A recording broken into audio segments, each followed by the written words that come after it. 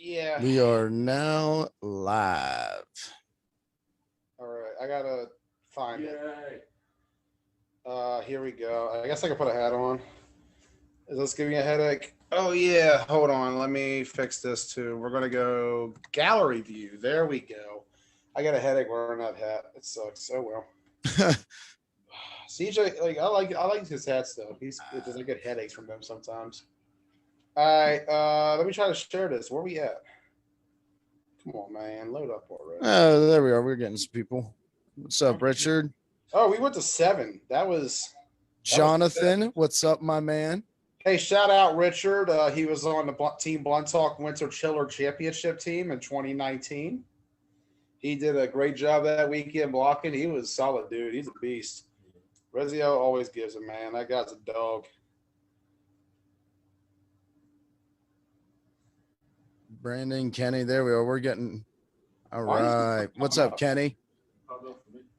It's not. Hold on. So, to everybody watching and Joey, today there is a special shout out I need to give history wise. Today, my Baltimore Orioles had a no hitter Wait. They're also my Baltimore Orioles. For the- You mention them when they do good things. for the first time since 1969. And I'm going to be repping them here for the show tonight over top my Try Hard Sports shirt. So shout out to my Orioles. Good job, John Is that a Means. player's jersey or just like It's a player's jersey. It's Who- Melvin Mora, actually. Okay, I'm cool with Melvin Moore. I owned a Chris Davis jersey for 5 years. Worst purchase ever. Yeah, this is Melvin Mora. He did quite a job taking over for Cal Ripken. And that was not an easy job to do. I could rock with Melvin Moore. He was my guy back in the day. But anyways, anywho, we're at it right the number. Let's get this going. Let's talk about Keystone last week. We resume action after Ocean City play. Keith, give us a recap. You were there. You filmed all the games. I wasn't really paying attention. I was busy talking business. Ross was selling sheds. You can go down to Jefferson, buy a shed at the shed lot. Dude, Right I was like a live behind. I ended up commenting on the games that already finished. You were commenting on games that were already done. You had an old person moment. I was in the zone of selling sheds. I ended up having 2 birds stuck in the shed and everything. Anyway. Oh man, you had 2 birds stuck in the shed? That's scary, man. You gotta watch those birds. It was scary. But I'm so sorry, man, that happened to you. Do you need therapy? We're offering on-site therapy now at events and tournaments. We got you as a counselor, and I got Tyler as a psychiatrist. you don't want me as a counselor. I think you'd be great as a counselor, Ross. You always have great advice to give to people. But let's get to it, Keith. Tell us what went down Saturday in the Keystone Flag Football League. Oh, it was not the best football we have ever seen. Very defensive battles, as I personally like to see. Low scoring. Outlaws and Venom was the first game of the day. They finished out 12-0. The second game was Outlaws and Villains. That game also finished out 12-0. And then the third and final game was Villains and Spartans, which finished out 6-0. That is by my college, middle school grade math, 30 Pennsylvania, points. mind you. What's that? Pennsylvania, mind you. All love the PA. We love Pennsylvania here on TBT. Yeah, it's 30 points of offense that Saturday morning. Now we did have So 6 teams average 5 points per game. it. Like I said, it was very good defensive battles. However, there were some takeaways, and I gotta say, my biggest takeaway was on the Outlaws side of the ball. So going into that first game, they have not scored any points, and they have not had any takeaways on defense. In their games combined, they had 3 interceptions. and 2 of them were on the goal line. Their defense was showing up. Now their sacks, oh my goodness. They had so many opportunities for sacks. And they missed so many flags. I had gone up to Tom afterwards and I told him, man, you got to rearrange some of these people because, some of these guys are just not flag pullers. And so I was really happy to see the Outlaws. They really showed up on defense. The offense, I liked your quarterback. Ty Pre, I believe his name is. I had saw in the comments during the game. Some people asked me who it was. Ty Pre. I hope I'm saying that name correctly. Somebody, if you are able to let me know if you're watching. The offenses were looking a little stale. So the Villains, when they started in their second game, they only had 8 players. And a lot of these teams had players that were in Ocean City. So maybe a little bit tired, not 100% ready to go. That is always a possibility. Ty Pre, thank you, Grant. Yes. I liked him. You guys were able to get the ball to move with him some. Stalled out in the red zone. Missed sacks were huge on the defense. Just could not. You gave them too many opportunities.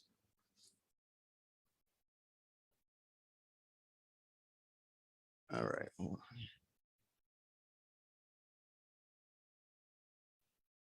All right. Sorry, I'm trying to get caught up with the comments here.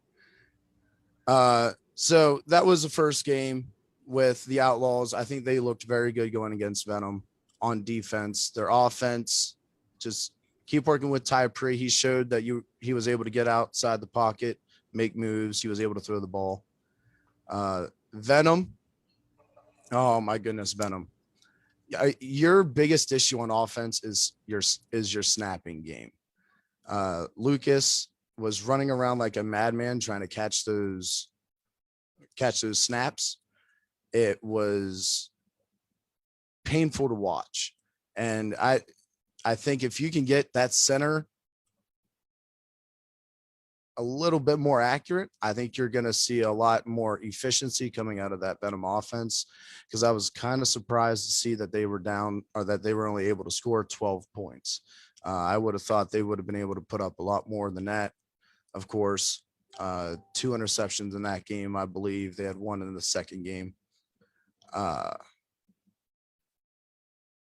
And the red zone efficiency, you had 2 turnovers at the goal line. A couple things to work on, in my opinion.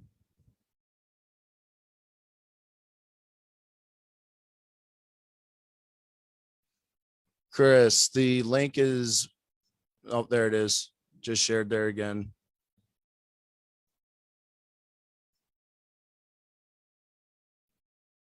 All right. All right. So that is my take. Venom on offense, get the snaps under wraps. And I think you're going to be even to explode even more. That's going to give Lucas more time to look around, decide what he wants to do. On the defense, I like what you did. You gave up a couple bigger plays, especially runs with Ty Pre. But when it mattered most, you were able to hold down and either get a turnover or turnover on downs. So I like what you're doing there on defense.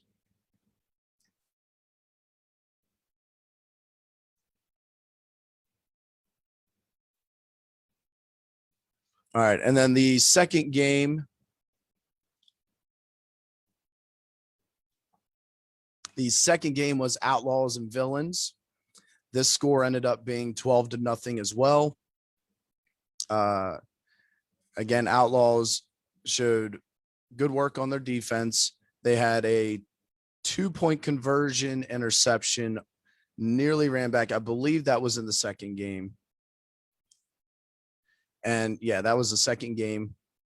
And a nice lateral or a nice pitch move. It dropped right through Brady's hands. He could have made a move for the 2 points. But that defense was only going up against 8 for the Villains. The Villains only had 8 players to start the game. So everybody playing both ways, shorthanded. It wasn't until really about halftime, towards the end of the first half, whenever their 9th player showed up. And hold on a second. yes, sir. They lost to a team with 8 again. No, by the end of the game, they had 10. By the end of the game, they had 10.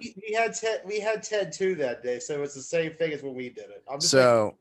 I'll go back to hiding in the shadows and hitting my bong.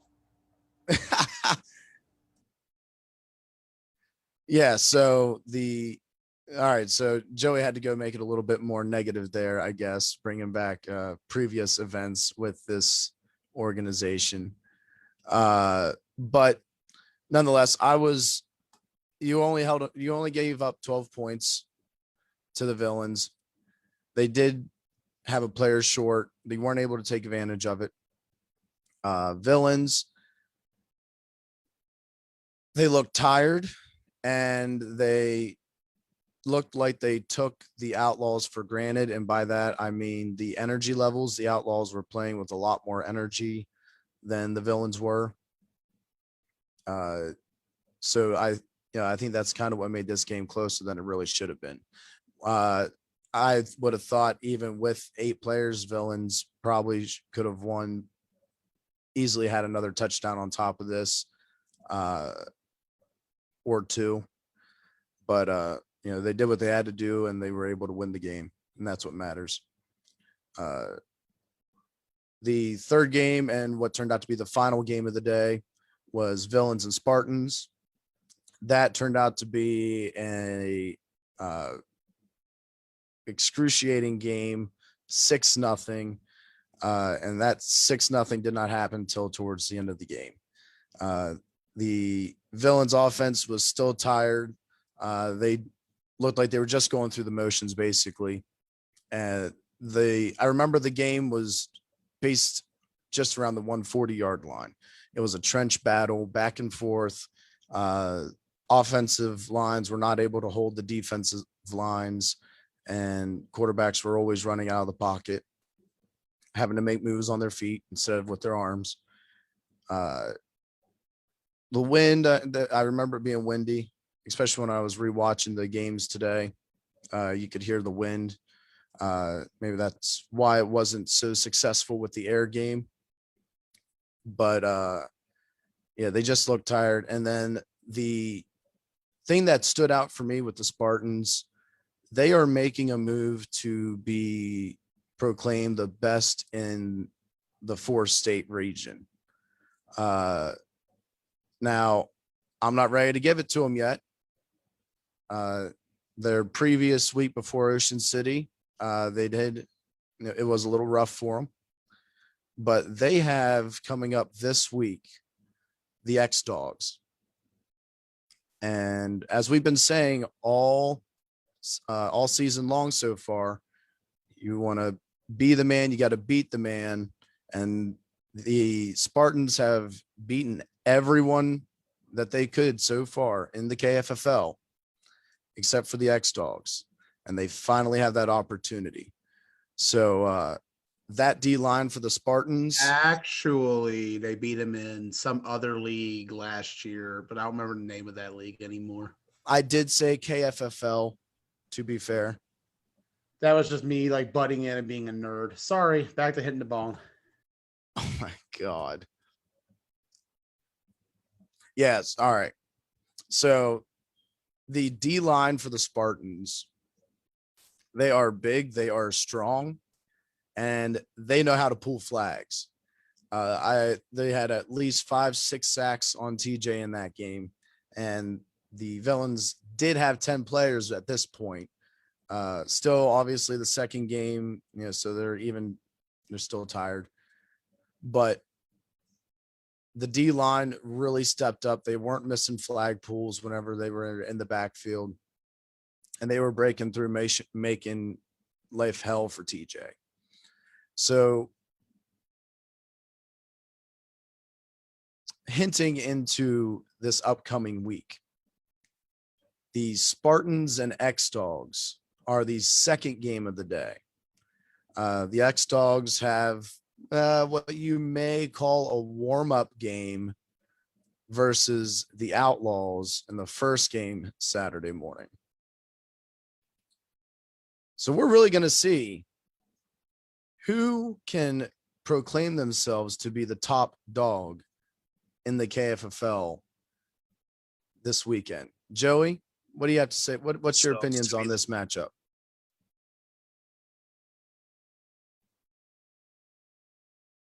You there, Joey? All right, you're probably a little busy still at the moment, so we'll get back to you. I see my man Chris Webb. Hey, Keith, how you doing, buddy? Hey, what's up, my man? You're fun and friendly neighborhood offensive lineman here. The friendly offensive lineman Fun and of friendly my neighborhood team. offensive lineman here. Oh man, look, see now I wore some style on the show today. Hey man, and it's you all have about to New York, come man. and brandish that kind of stuff on my show. Oh, It's all about the New York Football Giants. New York Football Giants. Yeah, it's been a very interesting offseason and not something very usual that we've seen with the acquisitions and kind of bring playmakers around Daniel Jones. But it will be interesting this year nonetheless, because at the end of the day, this is his last shot. This is his year. Either he's the guy or he's not. And I really like what they did in the draft, trading down. Gettleman historically is not known to trade down. So basically having that Bears first round pick wherever they land, and with Fields and all those pieces, the Bears are not going to have a winning season. So in theory, we should have a top 10 pick and probably a 15 to a 19. I'm predicting 10-6 or 9-7 for us, but we'll see. We have a tough schedule.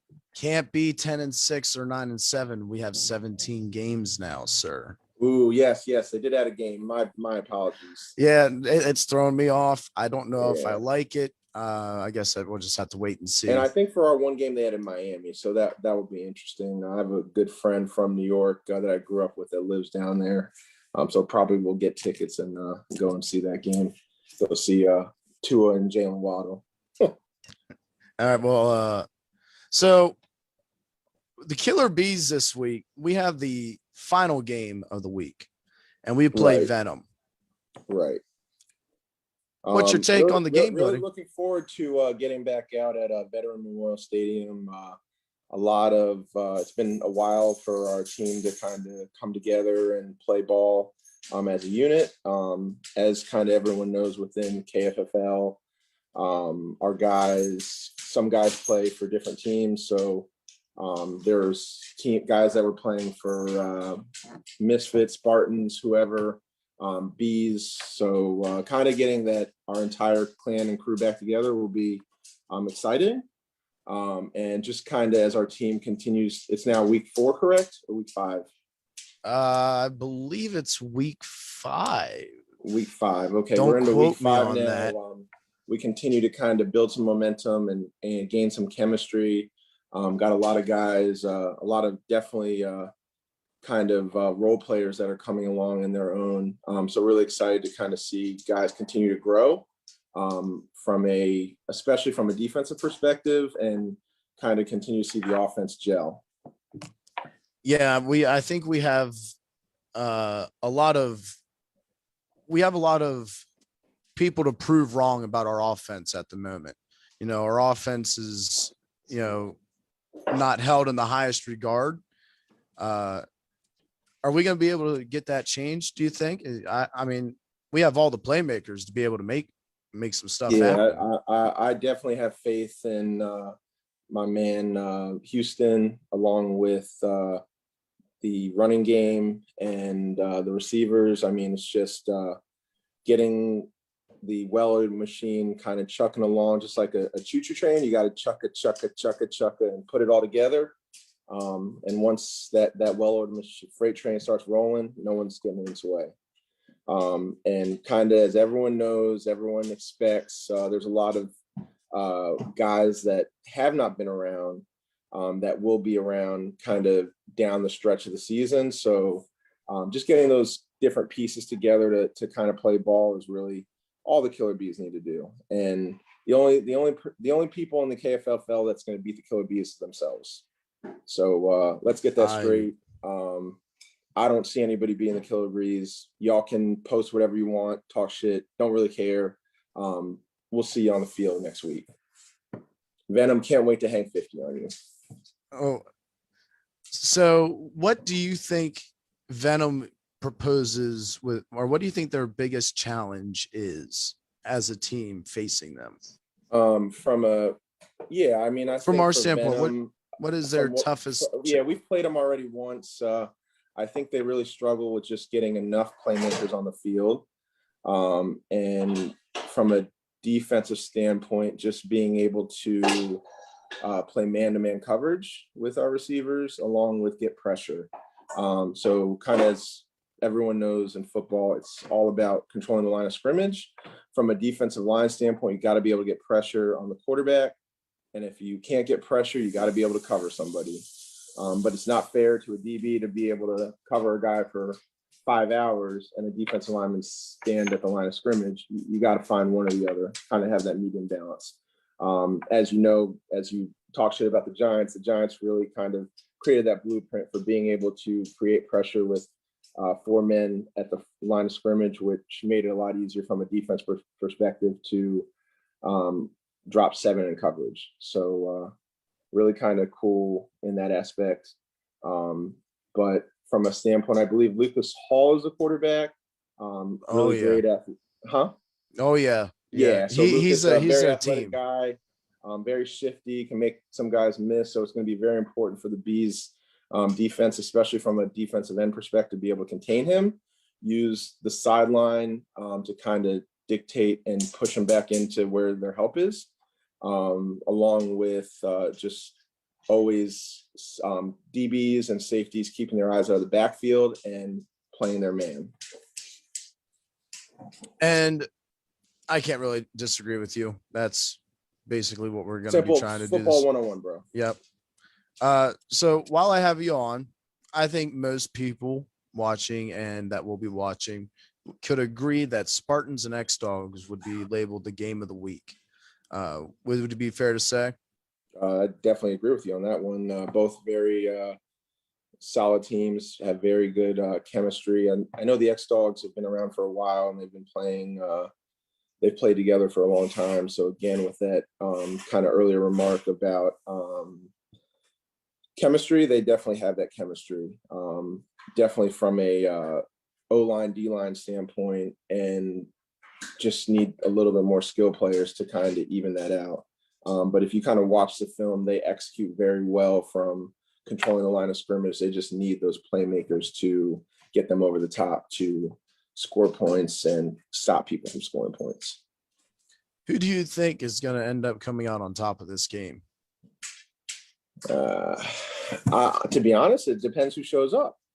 I really think it's a very evenly matched game, but Spartans have a way to kind of just pull stuff out of their ass. So I'd have to say Spartans. Yeah, they've been pretty hot. They've been on a roll. I'd have to say Spartans. It's going to be a fun game to watch. That is absolutely for sure. I cannot wait to call it. I believe that game time is 9:30 Saturday morning, Memorial Park Stadium, Shippensburg, Pennsylvania. Joey, are you around, sir? Would you like to make your presence felt? Give him a. Oh, there he is. My guy, Joey Blaze. There he is. Sir. Yes, sir. Chris, how you living, man? Keith, how y'all doing? Doing great. I'm all smiles, man. Just slinging some Pepsi Cola and enjoying some pigskin or talking about some pigskin skin. Perfect, man. Perfect. Yeah, y'all back in action this weekend. Y'all be It's been taking a while. Yeah. Playing Venom coming up. You know, we talked about earlier the cause of last week's offensive issues. Was it great defense? Was it bad offense? You know, I don't think it's either personally, going back to that discussion earlier. If anything, I think everybody is suffering from a bit of a hangover from last weekend. Right. You know, I always talked about the effects of traveling. The biggest effect of traveling is that post-tournament hangover teams tend to get, usually after playing in a tournament for the first time in a bit. For instance, I go back to when Broadax back in 2015 played 4 games in Ocean City, and then the next weekend, their 6th game in an 8-day span was against us. And they were very lackadaisical in the game. When I say us, I mean the Survivors, the greatest franchise in West Virginia history. And me personally, looking back at it, I feel like they were very lethargic in that game against us that day. We actually almost beat Broadax that day. We only lost 19-14. Coley Jones, 2 touchdowns, 4 receptions, 141 receiving. Dude was a baller that day. Also, we got somebody else trying to chime in. A man from West Virginia who's trying to make a name for himself right now. He also went to the Berg. Let's get him in here. Mr. Lucas Hall. Lucas, what is up, my man? What's good? It's There nice he to have is. you on There he finally. is, my God. What's up? How you doing tonight, my man? I'm doing good. How are you? Doing wonderful. Happy to have you on. So, big game coming up this week, my man. You know, Yeah. I wasn't there the last time you guys played. I was at a pool tournament. So They never I was played not before. there. I was not there. Right? This week I will be But- there. Wait, Spartans fan? No, we haven't played yet. Yeah, they haven't played yet. It's the first Oh. time. Yeah. Oh, is this still? Oh, You're, okay, I well, think you're thinking of Spartans. that is the Spartans. Yes, You're that's thinking right. of That was the Spartans game I prime missed. time. You're thinking of Spartans prime time. This is not prime time. This is Venom. No, I Prime know. time. Y'all coming back? Just wondering. Or is YAFFL scared? Ooh, shot fired there. Nah, trust me. I haven't forgot about what was said at Ocean City weekend. We'll get to that a little bit too. Let's talk about it real quick. Let's talk about Ocean City, actually. Let's go back to that real quick. Hey, Joey, I got a quick question that I just want you to cover a little bit with Real quick. the. Also, whoever's got the TV on, please turn it down or off. Seriously, Green Tracker tried to help you. I got a quick question. Can we talk about the officiating within flag football, whether it's the KFFL or Ocean City? There's certain officials, not saying it's right or wrong. There's no consistency, I would have to say. Well, I'll tell you, it seems I'll like- tell you what the biggest thing is about it. If you want my honest opinion with the officiating, the referees around here, they do a really good job. You know, I got a lot of respect for Brian Davis, Tom Jones, and Keith Rizell. The 3 of them have put in work over the years. Brian's a veteran. He calls the game right. He got a lot of praise in OC. Tom, I actually observed Tom in OC a little bit. Tom did wonderful. Tom does a good job. He shows the work. Keith is very specific to the rules. He wants to make sure the game is interpreted in the rule book. Lucas, again, it keeps cutting to you. There Okay. we go. Perfect. But, you know, in the circuit, and this is what I try to tell a couple of you guys prior to the Ocean City. Circuit ball and league ball in this area are 2 different things. KFFL, you know, a lot of what we do is modeled after the Washington County Flag Football League, just south below us on 81. And, you know, we use the officiating from there, Tom, Brian, and Keith, and that was just how they were. That's just how the game was taught. And then you go to the circuit, it's different. The physicality is on a whole other level because they play a different brand of ball that is brought to us in the 4th state. It definitely is. Yeah. It's the difference between Pee Wee football and college ball. That's it all it boils is. down to how it's officiated, you know. For sure. Locally here, it's always been something where the games are called tight-knit and close, which I get. You want to do that in order to prevent cheating or injury or anything like that. On the circuit, it's all at refs' discretion, and the refs out there to me are more like enforcers, not officials. They're there to make sure the game stays in order, They're there to make sure that no one is blatantly cheating. And when I say blatant, I mean not a flag guard where his arm dropped. That won't get called on the circuit. They don't call that on the circuit ever. A flag guard on the circuit is when you straight up try to use your hand in some kind of way to motion away from the person behind you. And I feel like a lot of that is just how it was taught around here in the fourth state, going back to the Washington County rules and officiating put in place by the people who ran it there. And when you go to the circuit, it's a different game. That's why I tell guys, like, if you want to get the best bump you can get, go out to OMFFL if you can. Go up here to KFFL if you can. We're getting better at it. I feel like we're going to adapt to the circuit game long term. The biggest problem right now is getting used to it. And I think over the weekend, a lot of you guys coming out there were not used to coming back out after playing all those games the previous week. You know, the Spartans defense, or offense rather, they could have put up any points on the Reckless Villains. I mean, Tivis had a pick. Tivis had a pick. Can we talk about that? It was beautiful. And it was beautiful. My man, Chris Tivis. Big shout out to Tiv, man. He got a pick. He also had 3 sacks. 3 sacks, man. The guy's got more sacks at a grocery store, more pancakes at IHOP, more coverage than Verizon 5G. Tivis is everywhere. Best two-way player in the country, bro. When Tivis is there, it's just different. Who is it? Tivis. Shout out Chris Tivis, man. If you want an MVP for that Reckless Villains team so far, I'm going with Chris Tivis. That's my guy. He gets a lot of flack. People sit there and say stuff. But to me, you know, in my opinion, Chris Tivis is the man. County finest. Got to give a shout out to Big Tiv, man. That's one of the biggest shout outs for this weekend. Hey, I want to give another shout out real quick to a guy who he's playing a lot of ball nowadays. Killer Bees in the KFFL. You know, he's a Warrior in some other league. And also, he made his debut at OMFFL Sunday morning. Taylor Suiters became the first person to ever appear on 2 different live streams for 2 different leagues, for 2 different teams, against 3 different opponents in the same day. My man woke up 7 o'clock in the morning. He hit the highway. He drove from Greencastle to East Side Baltimore, came out to Kenwood, started at center for the Maryland Titans against Venom, not the West Virginia Venom, the Maryland Venom. Shout out Robbie Sparks and company. I'd like to see that Venom versus Venom game. I want to see Lucas versus Robbie. That needs to be a quarterback duel. That'd be a sick duo. That'd be a crazy game to watch. And that boy went to the gym at 5 a.m. the day before. Yeah.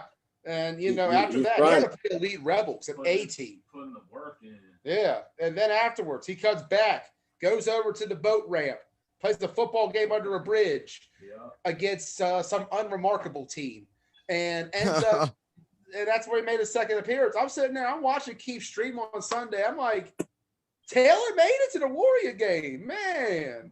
Shout out Taylor Suter. Shout out to all the guys. AJ did that a few weeks ago as well. Yeah, he did. He played for the Misfits at OMFFL against Rampage and No Mercy.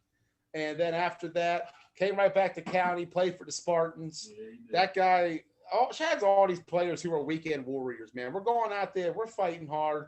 We're playing our asses off on the field. This is the best brand of flag football I have personally seen in my 7 years in the fourth state. Lucas right here is one of those weekend warriors. Who's that? Lucas right here is one of those weekend warriors. Let's talk to Lucas. I got to know something, Lucas, about OC. I got to know about it. C bracket. Let's go back. I want your perspective. You came in, you all played 7-1-7 Elite, a.k.a. Prime Time, a.k.a. Gusto Land, a.k.a. depending on who's running the team that day. Give me your thoughts on that game, man, because that was a duo between you and Champ Moore. You guys had an absolute battle out there at that quarterback position. Well, I just try to give my guys the opportunity to compete, and sure enough, we did, and we showed out and won. Yeah. You guys balled out. The offense was put up. But the next game was a bit of a struggle. And, I sat there watching, and I thought to myself, this is a pretty intriguing matchup. Lucas against a team where his coach on Venom is the safety, his best rusher on Venom is the D-man. This is a nightmare matchup for a quarterback, playing against his own guys. And, I felt like, while, both quarterbacks struggle, but again, it's familiarity. It's two league teams. I saw that with Bad Boys and Rampage later that day. When you have two league teams mix it up in a tournament on day 2, Money Day, where the games matter more, that's where everyone's best comes out. And I look back at that game where, both struggled, but dudes, those defenses were on fire. That Bees defense was actually good. There's no shame in you having only a score at the beginning, because they held Team Petty. They held James Battle, one of the smartest quarterbacks. Shout out to Martin Johnson. Shout out to Carlos Sanchez. Shout out to Ozzie. Shout out to Keith Giles. Those boys balled out straight up. Yeah, that was. The Bees only gave up 25 points the whole Ocean City tournament. And that was against two teams that are in my current top 10 and B. And against the number 2 C team, which would be technically my number 15 B team. We'll talk more Bs in a little bit. But, Lucas, what exactly went down during that Spartans Bees game where you were replaced with Dakota? I have no idea. That was discussed with the captain and the coach. So I have no understanding. I wasn't told. I was just told that I was getting switched to receiver. And I was like, all right. That's anticlimactic. Just like out of nowhere, they just went for the. I just didn't like it. I know it was a game where you all didn't move the ball and you want to get a spark against AFN, but I felt like against an affiliate team where a lot of their rushers are older. You got to think a lot of AFN's core is late 30s, early 40s. No, I was definitely one to take a look at that. That would have been a hard matchup for them. I think their D line, for as big bodied as they are and physical as they are, I think going against Lucas would have been a different game. I think Tri-State would have won with Lucas at quarterback. That's just me saying, though. But they didn't feel that way. You walked away. That was it. You ended up wearing blue last Sunday at that Bridge League. And then now here you are, just 2 weeks later. We've seen this before, Ross. Remember when a certain player left an A team to play for a B team? And then 2 weeks later, we had a game against them? Crazy times that was. Woo! Spring 19. Good times. But similar scenario here. Similar kind of thing. Walking away, going to a team. How's it going to be when you line up a quarterback this weekend against that Spartan defense? Where can't wait. You have no understand. You don't understand. I don't know, Lucas. You got yourself a tough matchup on that defensive front. You got the big man, Marquise Farmer. You got Dan Dane. Say what you want. Parker potentially. Cortez. Say what you want. I can't wait. I can't wait. I don't know, man. This might be a tough one for you. I think they're pretty upset about what went down. You said that all my games. Like, I've never got the respect that I always, you know what I'm saying? You always saying that, but it's okay. I'm going to prove you wrong again. You have so far, man. I wasn't sure what Venom had at the start of the season. I really didn't. I didn't know if Coach O was back out at quarterback. I didn't know if Devontae was still going to be quarterback. I wasn't sure if Daniel might have came back. So I wondered to myself, like, what do they got? Now we see they got Lucas, and it's a whole new team. You know, the other day I was sitting there under the bridge, and Shane Zabir, you know, of the Killers, Warriors. That's what he plays for, Warriors. You know, Shane Zabir asked me, like, TJ Williams, Lucas Hall, who's the better quarterback? And I'm not going to lie. Just like TJ gave that Survivors team in 2016 the spark they needed, that led ultimately to too much talent forming, that led to adrenaline rush. I think Lucas Hall provides that kind of spark to a team. But albeit, like I said to you, You remind me a little bit more of Justin Fox in a lot of ways. Justin Fox, Marty Spruce kind of quarterback who can throw the ball, but ultimately the quick footwork is what throws off a lot of defenders. And when you have quick feet like that, not many rushers are going to be able to get a hold of you, especially at that angle. When it comes to pulling flags, you got to come at the right angle. If you come at the wrong angle and miss, you grab a jersey, you grab a belt instead, more yards tacked on, or worst case, you miss, and Lucas is running all the way for a touchdown on you. We played 5 games so far, right? I think you're at 5. I'm not 100% certain. We're close to it.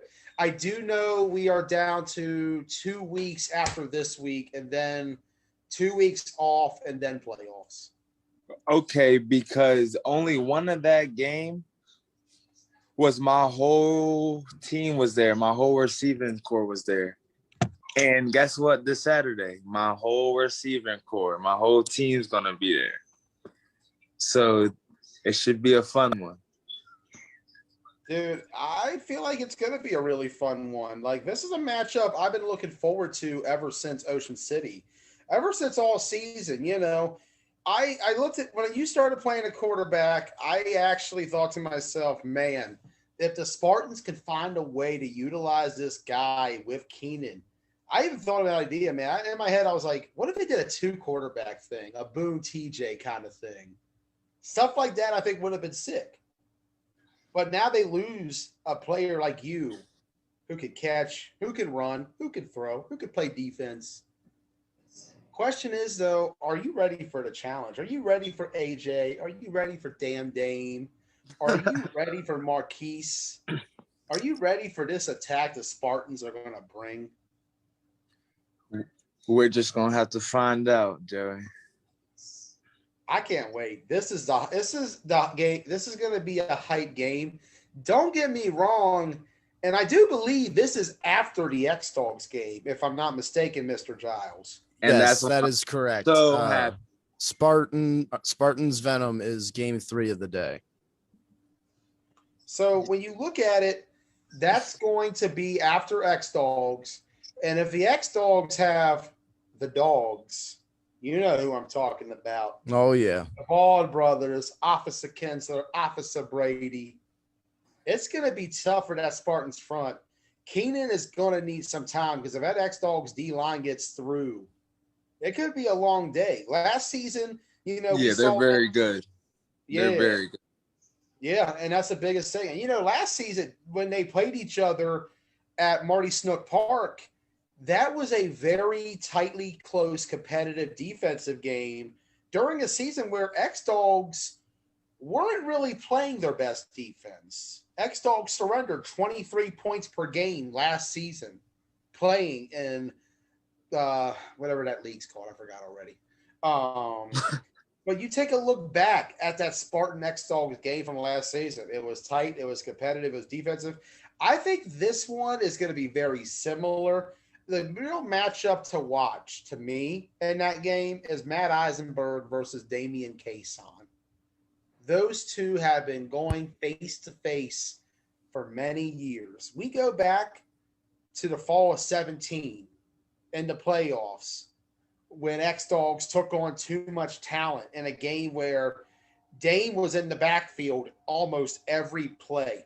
Dame probably could have sacked Matt every play if he wanted to that game. But Matt just kept making him miss at the right times. Matt got the ball off at the right times. And as a result, X-Dogs upset TMT and got to the finals that season. The next fall, they had a rematch in the playoffs. Same thing. Damn Dame held Matt down all game. But then X-Dogs score, 40-yard bomb, onside kick. They recover. Matt heaved it up, 50 yards first play, touchdown, all in less than a minute in that game. Unfortunately for the Dogs, they missed a 2-point conversion, and ADR went on to win their first title. But every time those two face off, Matt's offense, Damn Dame's defense, it's tough for Matt. Matt has a hard time moving against a Damian Cason defense. He has only put up to date, when you look at it, about 6 touchdowns in the 4 matchups they've had. and it's a team. It's going to be different. I do feel like this is going to be a competitive game, depending on what kind of shape the Spartans are in. If their rushers are worn down by the time we get to this game, I think it's going to be interesting. This is going to be a good one. I'm looking forward to that doubleheader. This is the test for the Spartans. If they want to prove to be the best team in the fourth state, they got to take down the top dogs, and then they got to go and make an example out of Venom. Going to be a good one. Can't wait for it. Can't wait. Oh, I thought they'd get a reaction. Oh man. I think I think if the X Dogs beat the Spartans in that second game, I think Venom might be able to capitalize on some tiresome guys, some frustrated guys. A mentality can always play a part of the game. So there's a lot of variables that could go into that third game. Yeah. I like being the underdog. It's fun. It's going to be good, man. I'm really excited for both of these games. And so I know you got the first one. You got the second game as well, Keith, or do you want me to get it because you played the fourth game? No, I should be. You mean Spartans Venom? Yeah. I want to make sure. Yeah, you can. You can go ahead and get that one. All right, perfect. So Keith's going to have Spartans Dogs game of the week. I'm going to have Spartans Venom. We're going to have some fun on Saturday. This is going to be two really good games. Anything else you have to say tonight, Lucas? Actually, yes. I want Keith to, give me his, summary on the game he think is going to happen this Saturday. The summary that's going to happen. Okay. Here's what's going to happen. I'm going to be out there on the field, right? And, you and me, we good. We become pretty good friends, I'd say, right? For sure. So I don't want you to take it personally whenever I pull one flag or two flags, or, just don't let you run and make you throw the ball. I can attack you from a distance. I can attack you right up front. And not to mention the other dogs on that D line, they all coming ready to be hungry. Oz, kind of a new addition. Yeah, he's a dog. He's a dog. Not to mention his kick game is on point. But our D line's gonna be ready for you. So don't you worry. Nah, we're gonna. I want the offense situation. You want the offense because I don't think Tay's gonna be there. Well, I can't say he is. I can't say he isn't. What kind of teammate would that make me if I would go ahead and give out team specifics? Not a very good one. For sure. So, I got to keep a little bit of bias here, but, I am a killer bee when it comes down to it. For sure. All the way. My killer bees, I think this will be the first time in really 3 weeks we've been able to play a game together in league. So we are going to be coming out a little fresh looking, I think. And not to mention, I'm going to tell you who our best defender is. All right. And who's going to be our best defender against you in that fourth game here Saturday. Would you like some insight? Go for it. Our best defender is going to be your center. Don't you bully that man. He's been around a while. I won't go out of my way to bully nobody unnecessarily. He is. He's gonna get it right. He is a good guy. Right. I've talked to him, a good handful of times. I am not hating on the guy. Oh no, but that snap game is terrible, bro. You are jumping around like crazy, flying around like as what I'm doing right now, not as a player. The amount of time that you lose in the pocket is unreal if you would add it up to just having to recover snaps, not to mention yards. Like that, you're giving away at least 2 seconds each snap trying to retrieve one of these snaps. Imagine what that can do for your side of the field, and or I know you like to run, so imagine 2 seconds ahead of game running. See, Like that's that's crazy. what people like think. I don't like running. I really don't.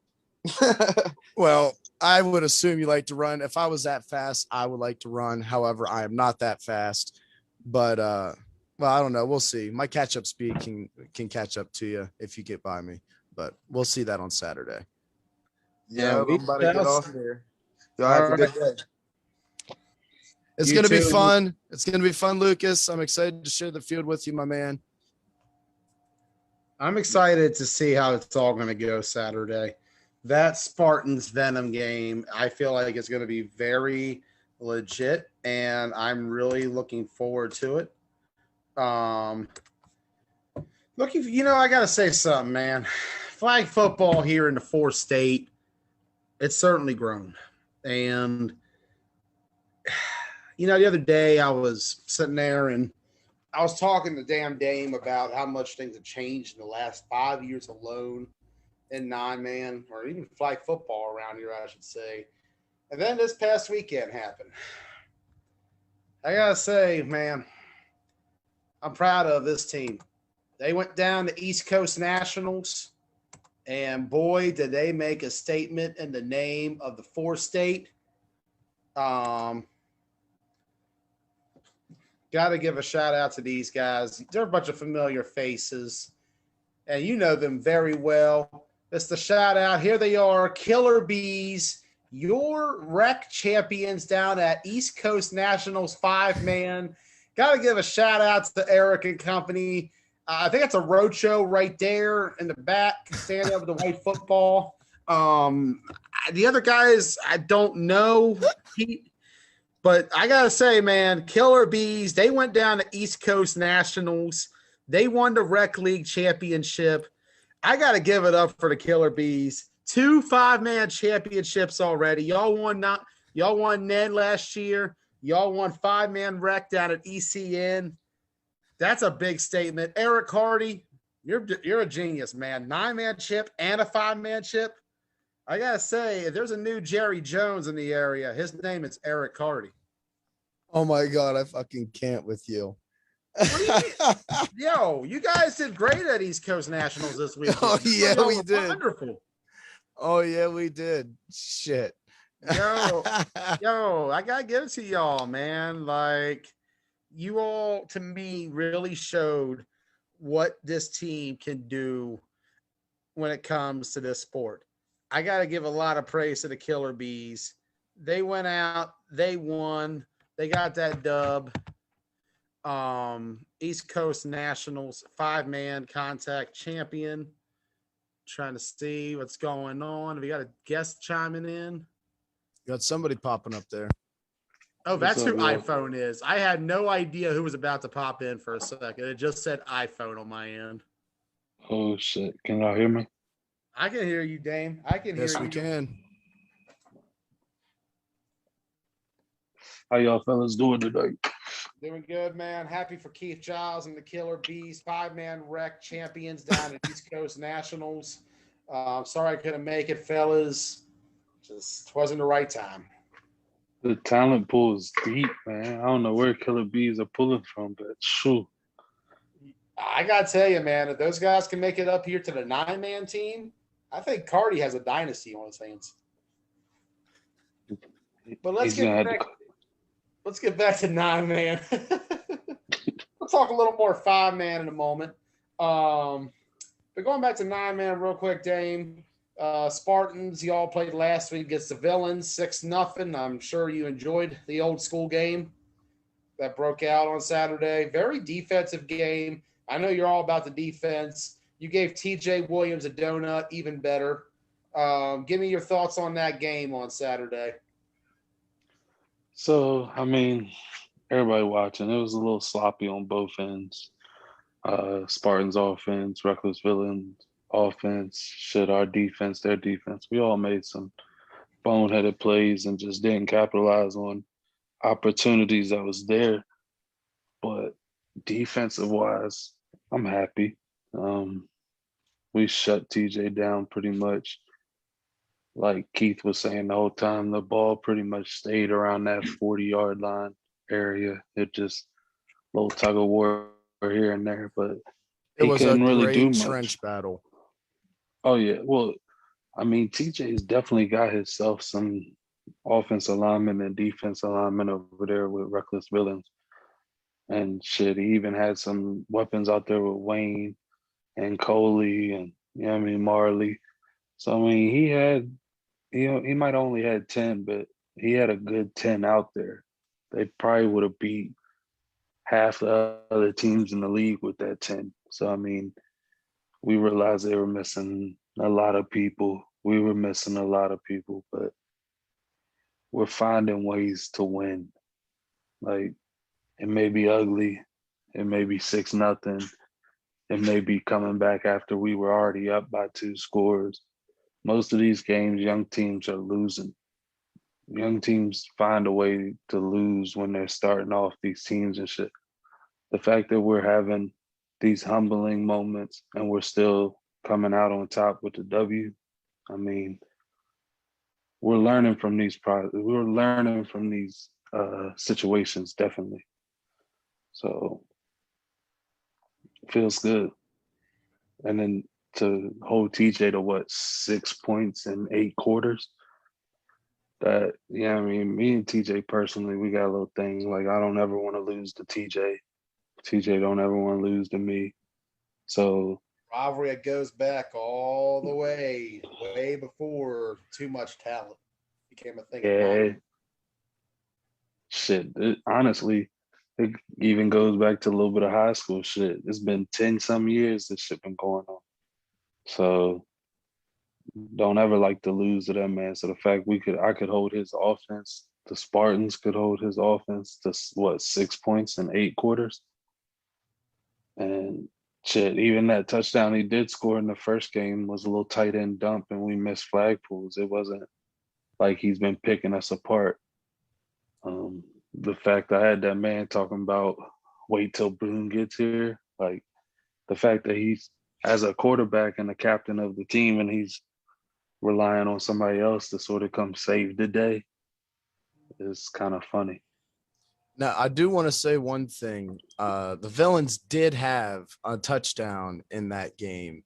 It was only called back because TJ's flags were backwards, and AJ called it out.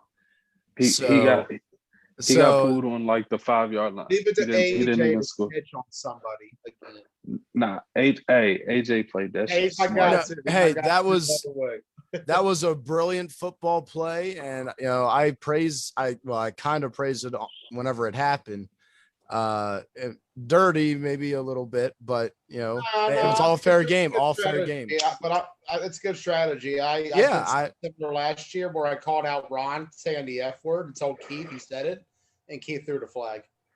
I mean, if someone's breaking the rules, you got to say something. We can't have rule breaking in our game like that. AJ was smart to keep that in the back pocket and be like, absolutely. And but that score could have been completely different had his flags been on properly. So it was really just that difference. Who does that fall on? That falls on TJ. That's what I'm saying. So TJ all around, even when he did something good, he fucked it up himself. So it feels good. Like the smiles for real. Like it's good to see TJ look like shit out there. Just was a good Saturday. Just looking forward to this Saturday, though. A different bit of a challenge coming up in the form of the X-Dogs. Wrong side, Joey. Yeah, I know. It's a mirrored look on my end, so I have to guess every time. Dan, you first took on the X-Dogs back in 2017. We've talked about it a few moments ago. Let's go back down memory lane. Let's go back to that fall 2017 semifinal game. Too Much Talent, X-Dogs. Memories of that battle. I talked about it earlier. The best part about that game is watching you versus Matt the entire time. So it was funny. I actually like I know a lot of people probably do this, but I go back and watch old games all the time, especially if we have an opponent coming up and going against Matty Ice, that offense and that O line. I definitely go back to all the games. So I remember pretty vividly, like it was shit. The first drive, I had 3 sacks on just the first drive alone. And then Matty Ice made adjustments. You hear him like, I remember hearing him like when I watched the live back before you condensed it, looking at Kinsler and saying, hey, pretty much like, who's picking that up? Like, he's done rushed the A gap twice, done hit the outside, then came up then looped around the middle. Like, who's picking this up? So I mean, he communicated with his offensive lineman. Next thing you know, I'm getting a backside guard. I remember it like it was yesterday. I come through the hole easy, and bam, We are Kansas live smacks. again from. Oh, okay. We going old Got a school. first down. It's Oh my Paul with a goodness. big gain. He's got Oh, two touchdowns. you We going got to the old school beginning? here. Is this the first play? Oh yeah, it is. Yeah. This play, TJ lets Tyler Baum get a bomb. Kinsler peel back on that Yep. one. Tyler Baum, shout out. That the KFL a Yep. few years ago. Once again, TJ They were fucking number up. 7, by the way, on this game. Yeah, this was shit about what 3-4 years ago. Yeah, fall 17, man. Hard to believe. Hard to believe how long ago that was. Oh man. Those classic TMT jerseys. You all replaced the purple t-shirts with gray jerseys with red numbers. There's another one. That's what I'm saying. Like I think already I've had 3 sacks at this point in the game, and it's still the first drive. They just scored their first and only offensive touchdown of this game. Because if you remember, the touchdown they scored later in this game is off intercepted pick or whatever. Yeah, this game was just absurdly good. See, okay. Let me see if I can go back a little bit. Yeah, hold on. I see it now. Next drive. Here we go. Dane comes around the corner. He gets it. You right there. You say 4. There you go. Yeah. Let me go back to that beginning because I missed out on the 3 sacks in a row to start it because I was trying to pinpoint a good way to start. There we go. Here we go. Right off the gate. Yeah, like the first 2 plays, I think it was, or the first 2 in the first 3, something like that. It was definitely, it's playoff football, man. You gotta bring it. This was the first trophy I thought I was gonna go get in this league, so I was extra hyped. First sack.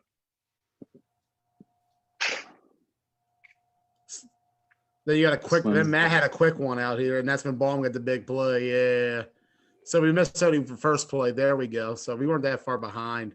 This was a wild game, though. Like, this was the game where, I always said this was the best game of that season. Boone tries to go for the pitch. Classic here. I think this is before the run back on the pick. I'm trying to get to that play. Yeah, that's true. That shit was sickening. We had just, because I remember a couple plays before that, we had just stopped them from getting in our end zone. They were close to scoring, taking the lead or whatever. And they want PI here, but no one calls it on that side. Yeah, this was a battle for real. Yeah, this was like one of the best games that I watched on that field in that park. Like, this was just an insane game. And it was during a time where nobody really knew how to guard the TMT offense. Nobody seemed to have a grasp on what to do. You see what Boone and them are doing. Like back here, this is later where Boone throws the last play. He gets picked. He throws to the lineman. That's turnover on downs. X-Dogs get the win. Let me go back. This was the play. Boone hesitates. It's thrown up, picked off, ran back, touchdown X-Dogs, just like that. Yeah, and then I remember that shit. Everybody was sick. We were all like Boone, CJ, Q, all of us. Chuck, we were just devastated. This loss and then that AFN loss are probably my two toughest losses I've taken in this flagship. And then a loss in 8-man in the semifinals of states, the total chaos. That loss hurts too. But these two losses in 9-man, them shits, true. You don't forget losses like that. I can't. It's a tough one, especially like I look back at that TMT squad you all had in 2017, and for you KFFL guys, you younglings, me and Dame are old heads at this point. We've been around for about over 5 years in the 9-man game. Dame remembers when it was just one bracket back in the day in the sport. Yeah. But you look back at it, it's crazy to think like that TMT squad. You had Chris Boone, TJ Williams, AJ Reynolds, Cannon Hall, Q Murphy. That's just a little bit already off the gate. Yeah. That was a team that came up to the state of Maryland, brought that Virginia 8-man style offense up here and just blew our minds. And not even the affiliates could guard it that season. You got to think about it. Like, not only did our offense, Chris Boone, and whether it was Chris Boone and TJ or Chris Boone and Chuck, they changed big time. The offense is out here, like, putting up the numbers they did. You had seen it from products and shit. But the way we're doing it, spreading it out with the two quarterbacks, that shit had never been done. But then you also look at, for this league or for this area at least, defensively, we changed the game too. Because when I came up here, that's part of the reason. That year we lost in 2017, we faced the one team that could have stopped our offense. They were disciplined enough to stop our offense. That was the only team in the X Dogs in this league out here. But every defense out here played a cover 3 with some outside linebackers, and that's pretty much how it rocked. There was no 4 corners on the field at all time. You didn't have nickel corners. They were outside linebacker type players, and they were just pretty much to cover the flats, hook the curl a little bit here and there, like. And we came in here and we were showing 4, showing 5 at the line of scrimmage sometimes with no safety, manning up in your shit. And I mean, nobody was playing defense like that out here. Nobody was even thinking about that shit. Going to the next year. Here we go. This is the footage of the playoff rematch the next fall over at North High. This was about when I wasn't going live, so the footage is a lot better than what it was at the time. Memories of this one, Dane, the semifinal that led to your first league championship with ADR that fall of 18. This was a game where you guys actually dominated for the most part. I'm not going to lie. I was kind of dozing off filming because I was thinking, like, this game's over. It was a 2-touchdown lead that the X-Dogs had in this game. You guys had. They trailed by 2 touchdowns in this game. And look, Matt trying to run option pitch here. Just this ADR rush, man. Like the pursuit, the angles, the way you guys played defense was just insane back then. Yeah, nah, it's definitely, don't get me wrong. Like, I love my boys over here at the Spartans, and we definitely doing something, and we trying to, be the best defense we possibly can be.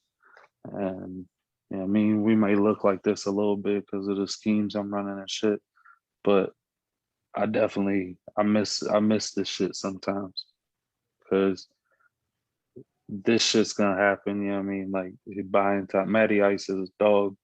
Like, he's gonna get his plays and shit, but just this defense as a whole, the front worked with the backside, no homo. Like, your D line and your DBs worked hand in hand, and it's a little bit of what the Spartans do for Like you see the D line getting pressure, you see the DBs taking advantage of the pressure. Because I don't care what you say, yeah, it's flag football, but if you start bringing it enough and you start bodying up these quarterbacks, they don't want to get touched.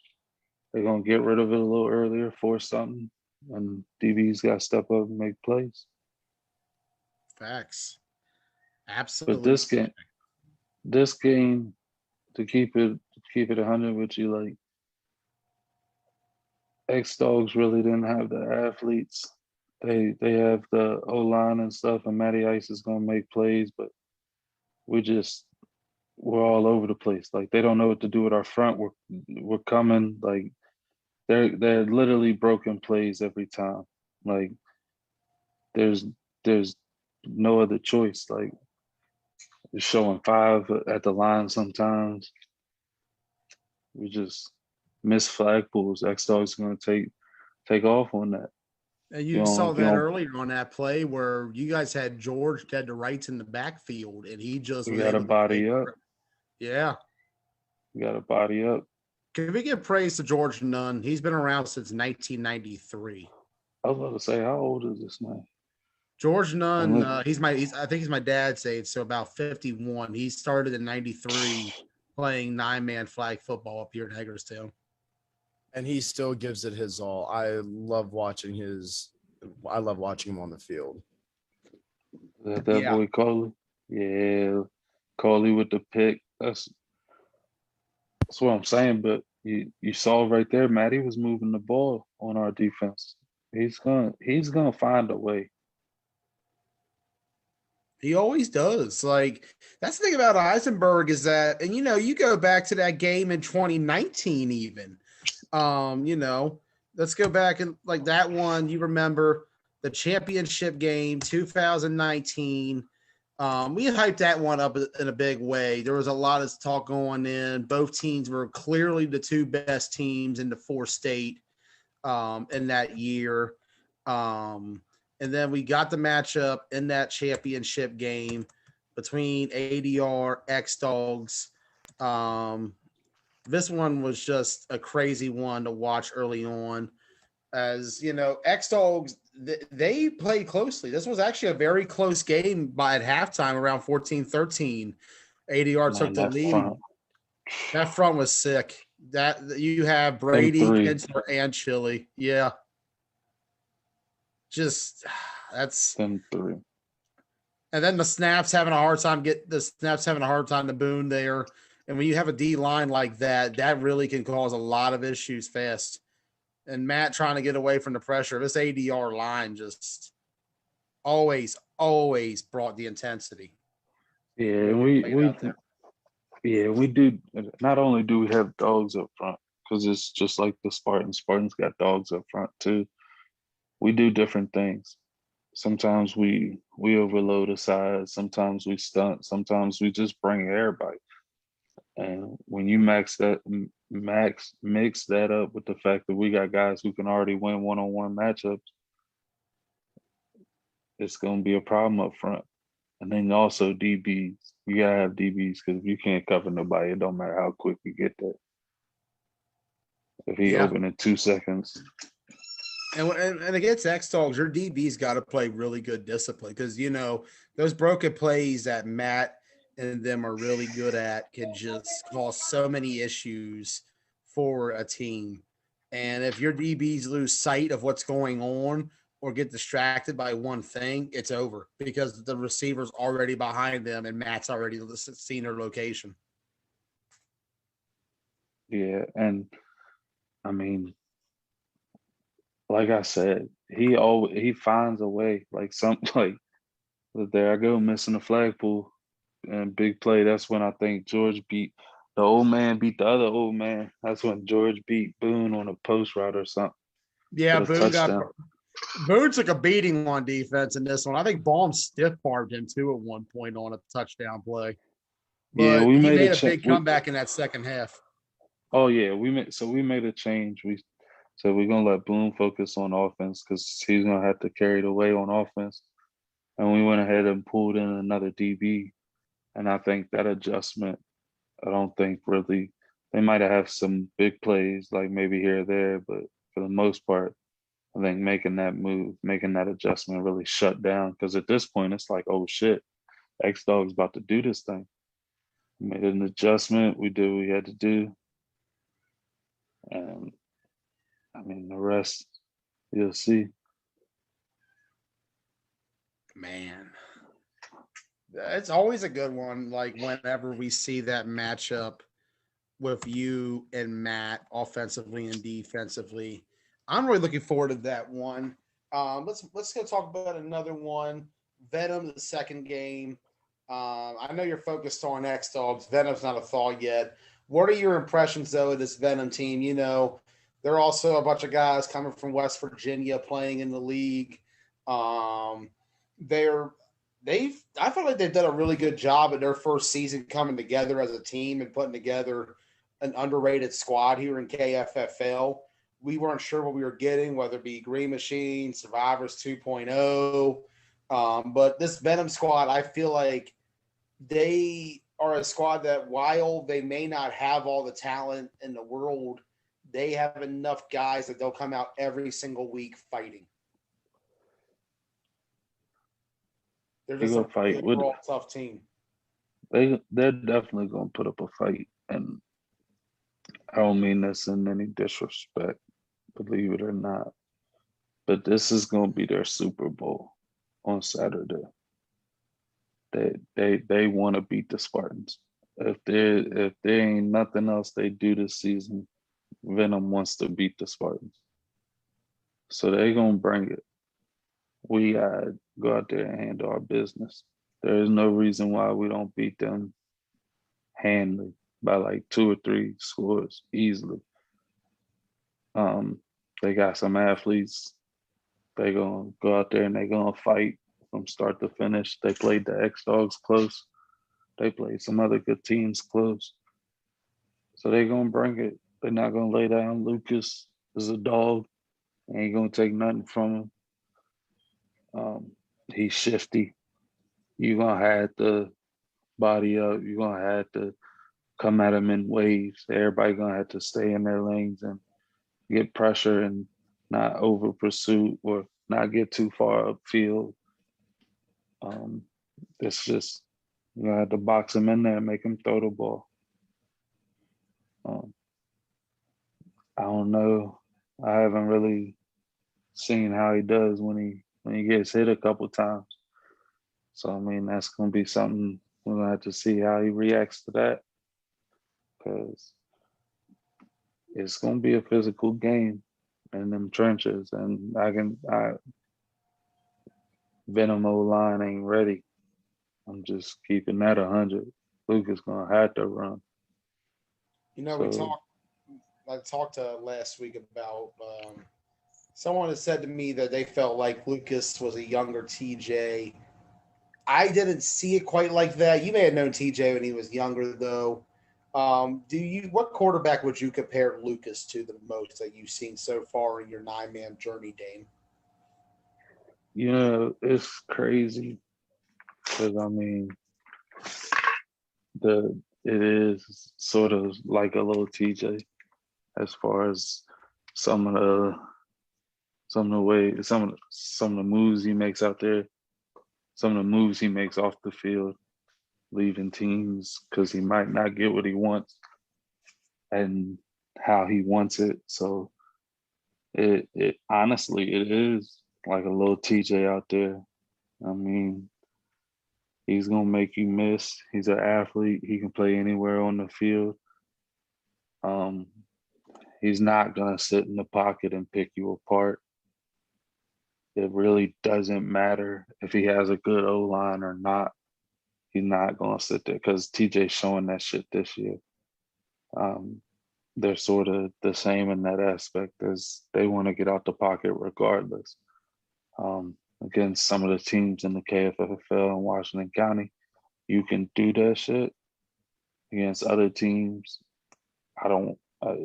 it works, but unless you really on the circuits, you gotta be different. Because once you get against some good teams in the B level and in the A level, any team, you're not gonna just. He's not a CJ Tarver. You know what I mean? CJ can even throw the ball though, so that don't work like that. So I really do see more like a TJ kind of vibe. Like if you sleep on him, and if you don't have dogs up front, you in for a long day. But he ain't gonna pick nobody apart. I don't really care who he has at receiver. It does no good. TJ has Wayne, Coley, CJ. So I mean, you look at just TJ for example. He has some of the best receivers in the whole fourth state on his team, and he's not picking you apart because he needs to buy time, have a play breakdown, have the receiver win on a second route. So it's just you got to stay disciplined playing guys like that. And yeah. And we'll be looking forward to it this Saturday. It's going to be a good one. A doubleheader, a challenge for the Spartans. Kicking off 9:15 against the X-Dogs, 10:30 against the West Virginia Venom. We're looking forward to it. Anything else you want to add tonight, Dane? Nah, just good luck to everybody. Spartans are going to be bringing it. Best believe we have no other choice. If we don't, we could lose to either one of these teams. Even though we've won the last couple games, you can ask the captains on this team. They're not really happy with the performance said in KFFFL recently. So I definitely see us coming out here hungry, proving that we want to, you know what I mean, we the number one team in this league. So we have no other choice but to bring it.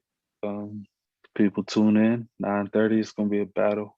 Respect to Matty Ice and the two Jasons. Shit, Jut, the rest of them boys. Respect the X-Dogs. But we got a point to prove. And hopefully everybody wake up ready to prove the point for Spartans game, because we gotta shut up some of the noise we seeing on these lives during our game. See a lot of people tuning in and a lot of people talking. So let's go shut these motherfuckers up.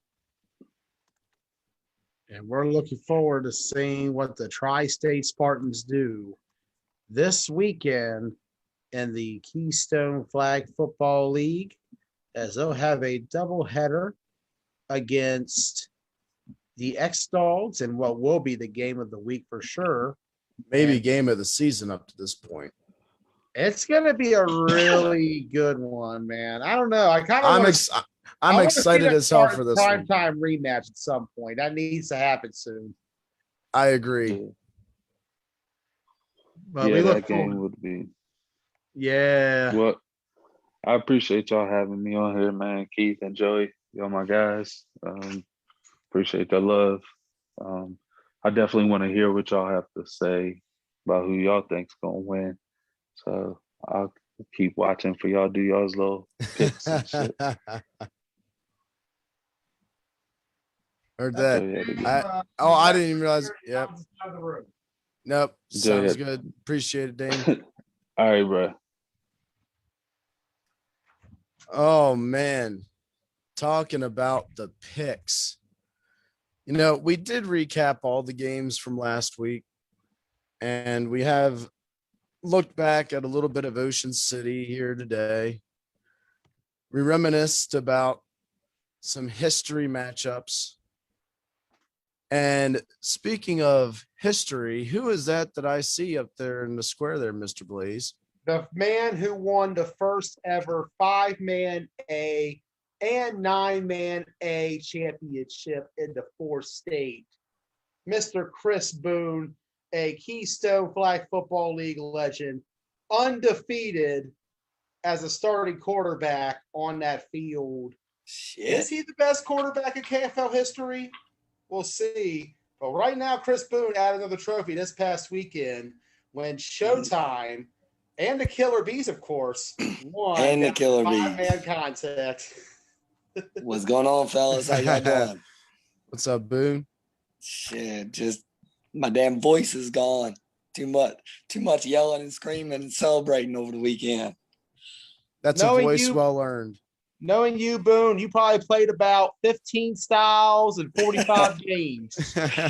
Nah, man. What? I was supposed to play with Free Smoke and them guys after we won our championship for 5 non-contact, but at that point I was too happy and ready for a beer, and I couldn't even think about nothing else other than that. Finally got that national championship I've been waiting on. It's been a long time coming, Chris Boone. Yeah. And I'll tell you, Showtime 5, man, you know, it's a Keystone show, but, you know, some of the Showtime guys, they rock with us up here. Some of you guys are some reckless villains from what we told last week. We heard the words earlier. TJ said it. Wait till Boone gets here. I heard you on live say a few weeks ago, I got my play in. But unfortunately, I'll be in Florida for AFFL. So. Oh. Yeah. Well, because I just heard about the date just now, you know, through you guys, and I guess it's the second weekend in June. It is right after AC. That's the current plan. Yep, and I'll be gone. So me and my guys will be in Florida. So well, I guess TJ meant next season then. Yeah, well, you know, originally, you know, we was gonna come up and help out when we could, but that was the main reason why we didn't put any type of Showtime team in it anywhere, because right now we're committed to this 5 and 7 man shit. And we just didn't want to put ourselves out there and not be able to play in playoffs and stuff like that. Gotcha. It's understandable, man. Like, you know, up here it's a little more stricter with attendance than other leagues. They want you to make about 3 games. It's a long drive for you guys. I know you and a couple of your guys right up from Martinsburg, Inwood area. Right. And on top of that, you're traveling a lot already. You're working about 5 days a week. As soon as you're off work, you're headed to a tournament. Yeah. Well, like I said, man, we've been grinding in this 5-man shit hard for like the last year. And all of it finally paid off over the weekend, man. We took some bad losses in some championship games over the last year. And, you know, we learned a lot from them and was able to come back and get this one this weekend. All of them had game-winning drives. We scored at the end. We had defensive stops before we got to score. So, the whole team played their ass off, man. And like I said, we took a couple losses throughout the year and learned from them. And came back and won a natty finally. Finally got a ring. Finally. And, you know, we were there 3.5 years ago when you, Chris Boone, became the first quarterback in this region to ever win a 9-man championship at the A circuit level. When you and Adrenaline Rush won Hagerstown. How does this moment winning 5-man compare to that first 9-man chip you got in Hagerstown? The 9-man was special because it was all the guys that we started playing together with. And the sad thing is we never got to see that team play on the 9-man circuit. Unfortunately, for whatever it was, we had our best team there and then never had that team again. So, you know, like I said, that team right there that we won with was our original group of guys that we played out of Winchester with. And that's just what made that special, because it was, you know, it's friends and family that we won with. I remember. And then it was a very sentimental moment seeing you guys celebrate that day.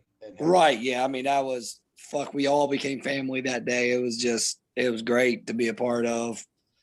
Like I said, those are all the guys that we learned the game with and we started with. So that made that special. And then this weekend, just all the hard work of getting a natty, it was amazing, man. Cause just to win at that level, you know, because everybody was doubting us for a while because we kept losing in championships or losing in the Final Fours and shit like that. Felt like we wasn't going to get over that hump. But the guys stayed together, and we, like I said, we learned from every experience. I know we lost to the GOATs at Nationals. They scored at the end with like 47 seconds, and I couldn't make the final drive. I failed us. I let us down in the national championship in Florida. But then you turn around this weekend to the semis, exact situation. They went up with 50-some seconds. We drove right down and scored. We was down 5, or we was up by 1. They scored with 50-some seconds. We went right down and scored a touchdown with 11 seconds. It got the 2-point conversion. So we learned what we could do and couldn't do in that situation. We played OTF, our first playoff game, and we actually lost to them in the Final Four in a Baltimore tournament. With 18 seconds left, we was up 5.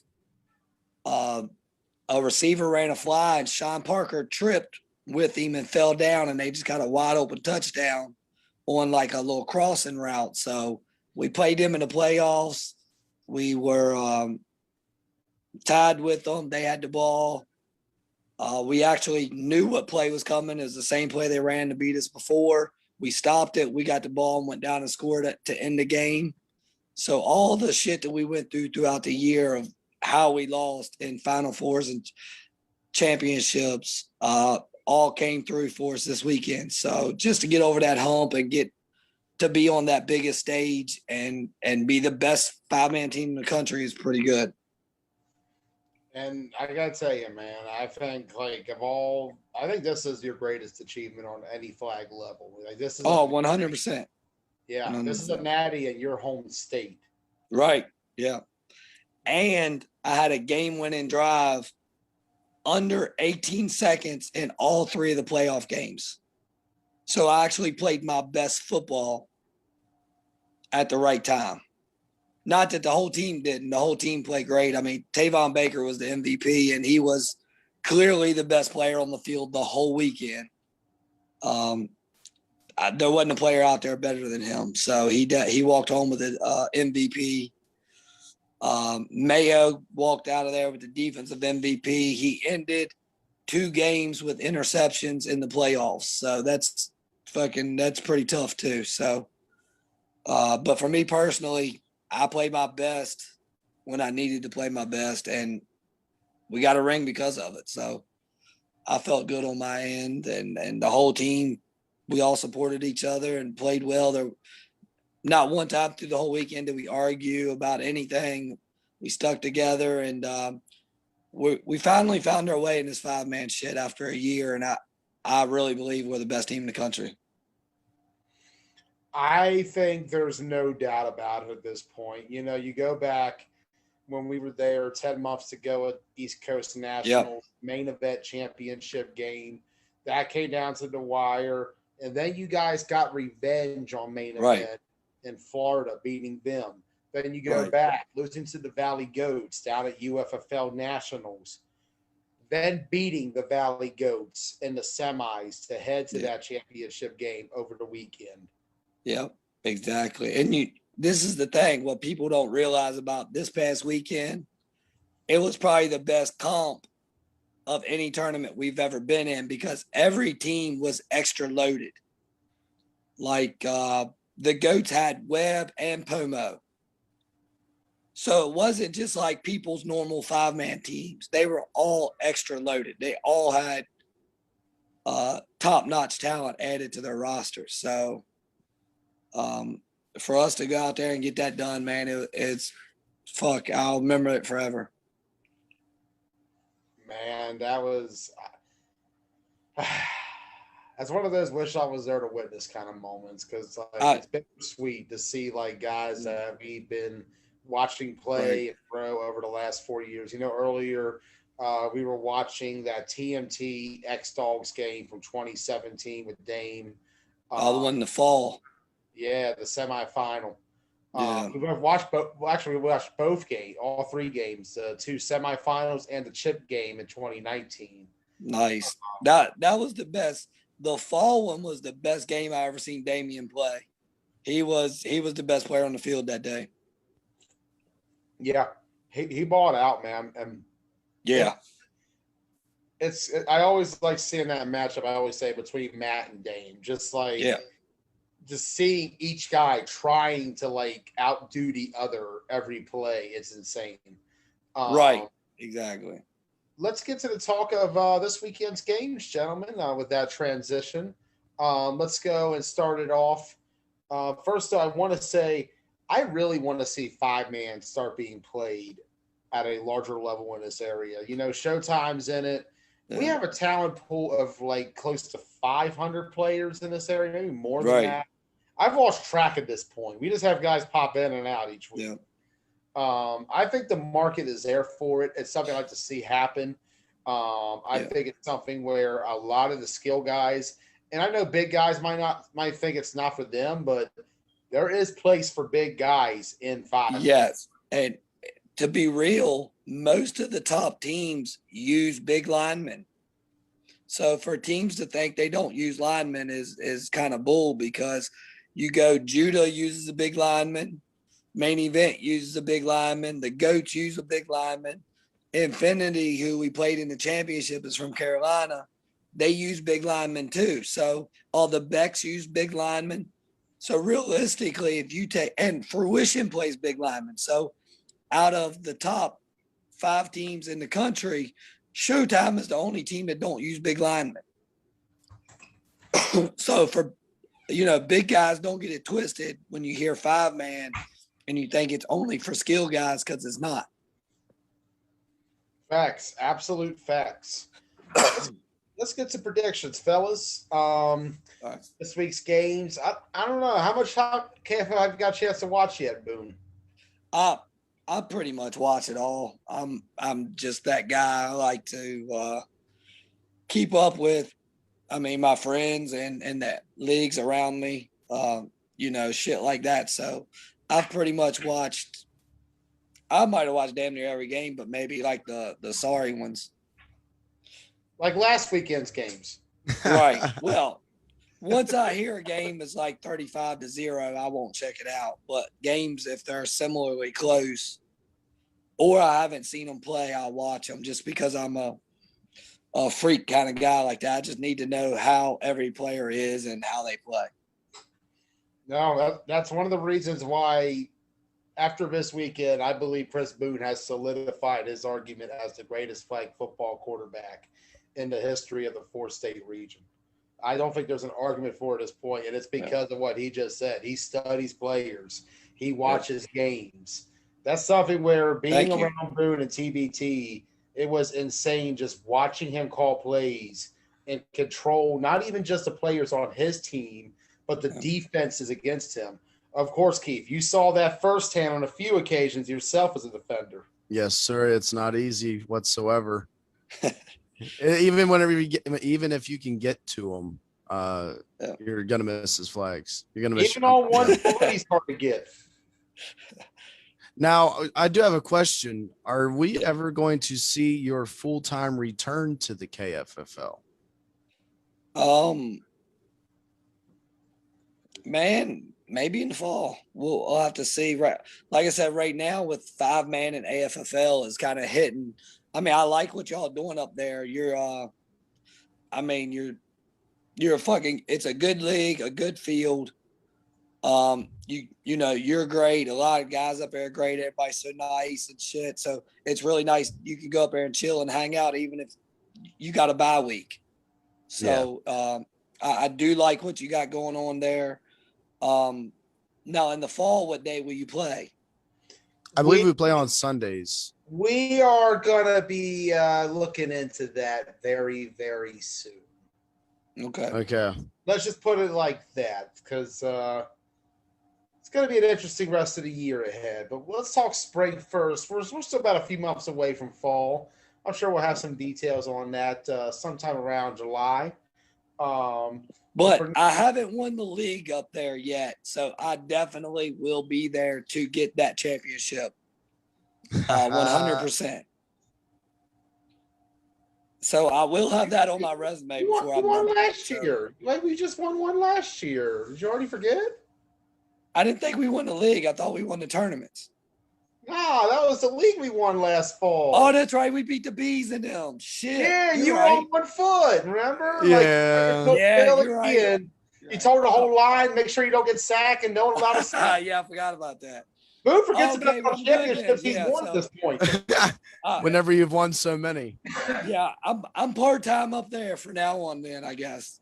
Well, I feel like he's just been saying he won the East Coast Nationals so much that now he's just like kind of just throwing anything out. He's just so used to saying, I want this championship, he's just throwing anything out there.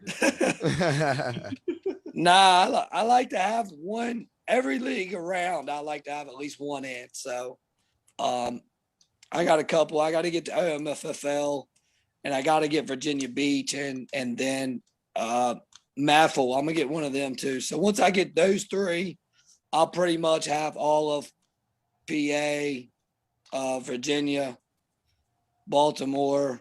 I'll have all that shit locked up. So I'll have one of every one. So that's the goal. And then at that point, Boo should put on like the Thanos thing, and then Yeah. There we go. So that's All the my rankings. goal. I mean, to get one of every league, and then I want to. Next up is Dion's $10,000 tournament, and I need that, and then I'm headed to AFFL. So, that's my goals over the next 3 months is those two things. I'll see you at AFFL, New York. I'm going to Florida. I didn't go to the New York one. No, I didn't go to the New York one. We went. That's we going went to be like Florida. that's in a few weeks. Memorial Day is going to be that one. Yeah. They're doing like So- 4 of them, I think. New York, Florida. Yeah. And Yeah. I forget the other 2. Yeah, we went down to Florida. So, Nice. not to say that you won't see me in New York. I might be in New York playing, but Showtime will be in Florida. Cool. All right. Looking forward to seeing the lives on that one. Wishing you the best of luck. Let's get the predictions, though, gentlemen. All Let's right. hit that real quick. Start the first game of the day. X-Dogs, Outlaw. Second meeting all time between these two. First meeting was 32-0 a month ago. Let's see who we all got. Let's start off with you, Keith Giles. We're gonna throw up the X with the X Dogs in this one. No questions asked. All right, X-Dogs there. I got X-Dogs as well. Ross, who do you got? X-Dogs. Ross got the X-Dogs.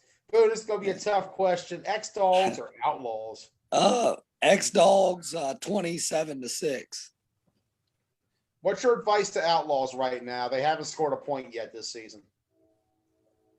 Don't do too much is what I tell every quarterback and new team that try to come out. They try to run all these weird ass plays and shit. Just do curls, slants, and outs. At least that way you're not getting sacks. You're not throwing interceptions. You can at least control the ball a little bit, get a couple first downs, and you can keep the game interesting. But so many teams rotate quarterbacks after 3 plays and all that shit. So they just got to do the easy shit. They need to stay with Ty Pre. I like the guy they used last week. Stay with him. I think that's your best option, at least with what you have on your roster right now. Right. Yeah. Next matchup, second game of the week. It's X-Dogs Spartans. Keith, who do you got? Oh man. I am so excited to film this game. I'm gonna go with the X-Dogs. X-Dogs. All I'm right. gonna go with the X-Dogs. Ross, who do you got? What score? By what score? What score? I could really see this being a field goal game. The X-Dogs have the kicker. I think this is going to come down to a field goal, maybe not necessarily at the end, but at some point. Let's go 24-21. Okay, you Nice. see more offense. The last game had a lot of defense too when they played back in the Yeah. fall. Ross, who do you got? That's all. Ross has the X Dogs. All right. Myself, I gotta say this. I'm going Spartans in this one, but I'm gonna go Spartans in a 18-12 kind of game. One of those games where each side goes back and forth. They don't score a lot, but it turns out to be a game where they get just enough points to win. It's tough though. X Dogs have only 4 losses on that field all time. 3 of them to Chris Boone. Damn. Ain't that something? Damn. Man, you know the only time I've lost to the X Dogs was at that damn 2017 fall when it had that fucking monsoon rain the day before that we come in there and couldn't run. That shit fucked us up. It fucked me up. I'll say that. That field was pretty torn up when we played. It was bad. Yeah. I remember filming the ground after the championship game and even saying, like, are we even going to play here next fall or next spring or whatever? Yeah, it was bad. So, and that was my first year playing 9-man. So when shit got tight and tough, I really didn't have any plays or anything to go to because at that point I hadn't learned it yet. So, but yeah, fuck that year. Going on to the next game. Actually, no. Did I ask you, Boo? Who you got? No, you didn't. I did not. Now, all right. Is Kinsler and Brady coming? Man, they have not said one way or another. Now, if they are there, who do you got? If they're there, I go 2019 X Dogs. All right. If the Spartan, if they're not there, this game could get ugly. Spartans could run away with this shit. They could beat by 2 touchdowns if Brady and Kinsler's not there. I could definitely see that because right now the Dogs are lacking in rushers at the moment. Yeah, if they don't have them, there's no way they can cover the Spartans receivers. They have no chance. Yeah, that was a big issue of X Dogs last fall. Was just their secondary was just not able to keep up for a lot of the receiving corps in the 4 states. So yeah, so the safe bet is to do what you did and pick the Spartans. Just because if Brady and Kinsler ain't there, I don't see them winning. I agree with that. Third game of the day, we got Spartans and Venom. Keith, who do you got? That's going to be the Spartans. Spartans. All right. I'm going to go with, because Ross is in the kitchen. Here he is. Who do you got, Ross? Spartans or Venom? Spartan. Spartan. All right. Bye, Ross. I'm going to go Spartans as well. Like, I think Lucas is going to play hard, but that Spartans defense, they know his tendencies, they know his capabilities. You know, damn Dame is going to be all over him in that game. And going up against a Damian K-Sign defense for a young quarterback, that's a tough draw, especially once Dame gets talking. He might be able to get in Lucas's head, and I think that's where Lucas is going to struggle at. And if Lucas can't win the mental game against Dame, he's not going to win the physical game. Yeah, the Spartans should win probably pretty easy, really. I don't think people realize how actually good and smart Dame is because most people focus on all the trash talk and all the other shit that goes with it. But, I mean, the dude's smart. He knows what he's doing, so he can definitely scheme up some shit. So I don't see Lucas being able to run around on them with Dame running the defense. So, yeah. And the Spartans offense will probably score a bunch of points, so it'll be at least 28. If Lucas, he might get 6, maybe 27-6, something like that, 28-6. And you got to wonder when you look at this Venom receiving core, how are they going to go up against a defense where you got Sean Parker, Brandon Cato, and Cortez Boyce all in the secondary? Right. Yeah. Damn, they got all of them. Yeah, KFFL, they have all of them. And Washington County or whatever that league's called, not so much. Oh, okay. That's why I was wondering. I was like, man, I thought Boyce was with somebody else. I thought Now, Cortez was Ted's somebody. brought up here first week on Spartans for the first 2 games. Oh, okay. All right. Oh, yeah. Then, yeah. If Dame's got his lockdown corners, then he can just send 5 at Lucas and keep him in the pocket, and it'll be a wrap. Yeah. I don't get me wrong. I think Lucas, if Lucas can run the ball, if he just happens to be able to get away, they're going to need to play possession the whole time to win. Yeah. I don't think their defense can fully shut down Keenan unless Pat gets to that outside edge. If Pat can't get to Right. Keenan, though, it's a wrap. Yeah. So I'm going to go Spartans by about 3 touchdowns here. I think Venom puts up a fight early on, but as the game goes on, the Spartans' superior athletes wear them down. Right. I mean, Lucas did surprise me back there the first time I seen him back there playing quarterback. I mean, he plays pretty solid. He just relies on his running ability, and that ain't gonna get you. But so far, once you can shut down, you can lock up everybody and contain him with 5, he ain't gonna have nowhere to go. It was brought up to me last Sunday under a bridge in the border of Maryland and West Virginia by a river. They asked, does Lucas remind you a lot of a young TJ? Chris, you knew young TJ. In fact, I believe you were the man who introduced TJ Williams to his playing career way back in the day. I had TJ playing flag football with me from the time he was like 14 years old. I mean, he was traveling with us all over the place, when he was in high school. So, so TJ's that player that's actually smarter than you think also, because a lot of people give him shit about he does this or does that, but he actually does know football. So, I think TJ has better route concepts with his receivers. He at least knows where to put them and take them, to whereas the games that I watched Lucas, it looked like they were just playing backyard football so he can run around. Lucas a little bit with how they run that offense reminds me a little bit more of what Justin Fox and Market Street Mayhem did. And of course, in your case, Boo, you saw that with the Warriors in that semifinal a few years ago. Right. Quarterback. That sort of offense. Right.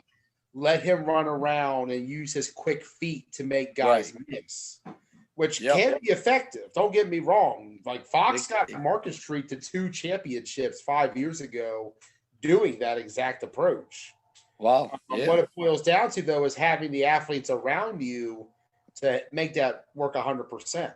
Right. Yeah, because if they don't have to guard or cover half of your team, they're not going to give a shit. So you'll be able to sag guys, and like I said, Dame will send 5 or whatever team will send 5 at him, and he won't have nowhere to go. So, I mean, shit, he's just starting out, though. He's a young kid. I mean, how old is he? Maybe 24, 25, if he's that old.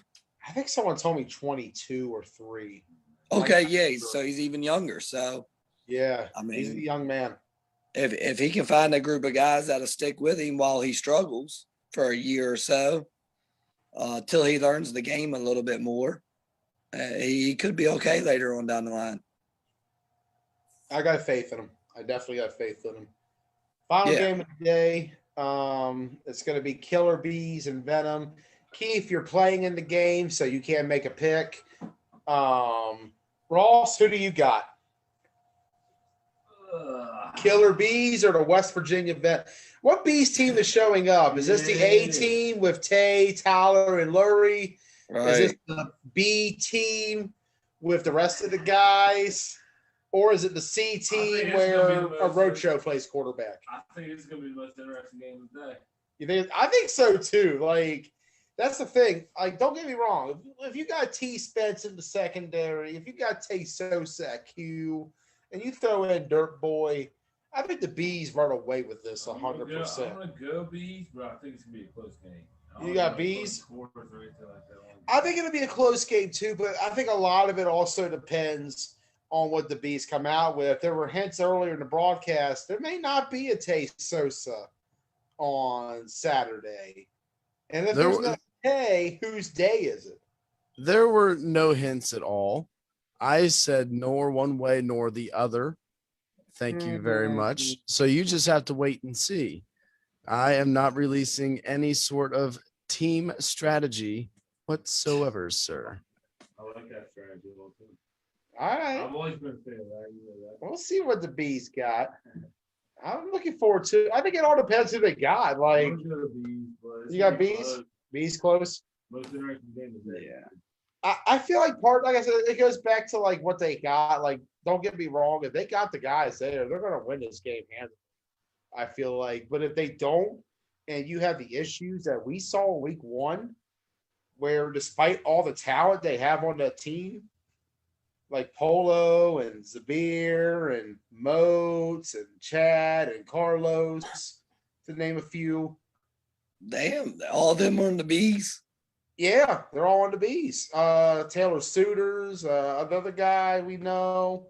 Yeah, Bees got a pretty loaded roster. It's just the biggest issues I've seen with them so far is depending on who's there, what the leadership is going in. If they're in the same place they were against the Spartans a month ago in that first game in KFFL, where they didn't have Tay, Tyler, or Lurie, right? Who's the leader of that team? Like, you see it yourself, Boone. If the guys who are usually there as the leaders are not around, who's next in line? Yeah, I remember watching that week 1 game. They looked like shit. Yeah, and it was crazy to think because they had all that talent on the field, and they weren't able to score, and they got blown out by Tri-State. Like I said, I just feel like if they got their guys, they'll be fine. But if they don't, I think it's going to be a close game. But to stay safe, I'm going Bees by about 1 score to 3, depending on who's there. I think if they're missing some of their guys, it'll be a much closer game. But I think they have enough to win it. Lucas can't run all day. I don't think he can run that much after that Spartans game, especially with how physical and tough they're going to be against him. I think he's going to be a little worn down for the Bees game. I'm going to go Bees. Boone, who do you got? Yeah, I'm going to go Bees 19-6. I don't see him running around. I mean, if they got Zabir and Moats and all those guys and Carlos, they're going to be in his back pocket as soon as he catches a snap. So I don't think he's really going to have a whole lot of room to run unless he runs backwards. And then if you do that, you could always be in 3rd and 20. So, yeah, I don't think Tay will be there. They got AFFL and they got a lot of shit coming up too. So I doubt he's gonna come up there.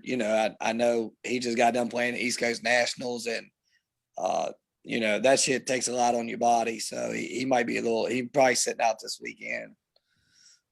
Just because, like I said, they got a lot of shit coming up, for the Misfits coming up. So I doubt he's going to take a chance on coming up there to play the Venom. Yeah, that's what I'm thinking too. I still think Bees pull it out just enough by experience. So there's just I think if they have Larry or even if Houston goes back here and runs around, Venom's defense is not going to be able to pull his flag. So they'll at least win, 19-7, 19-6, something like that. I mean, there's a chance that Venom could score late, make it like 19-13 or something like that. But I feel for the most part, they'll have a 2-touchdown lead. All right. That's Boone's pick of the week. That's Keith's. That's Ross. That's mine. Gentlemen, it was a nice night tonight. Any final words? I guess go final ahead, word Boone. is Go ahead, Boone. I'd like to say thank you to all the guys in the 4-state.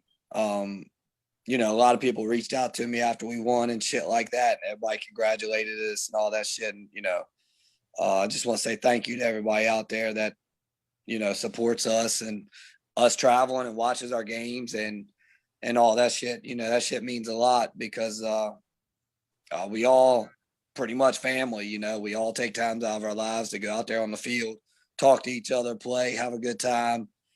So we spend a lot of time together, and, you know, we're all like family. So, you know, I want to thank everybody for all the support they gave us when we won. And we want to thank you, Boone, for bringing a championship back home. Definitely. Definitely. So, I have Shit showtime. I have That's right. three shout outs that I would like to give here tonight. Boone, shout out to you. Congratulations on your Thank ring. you, sir.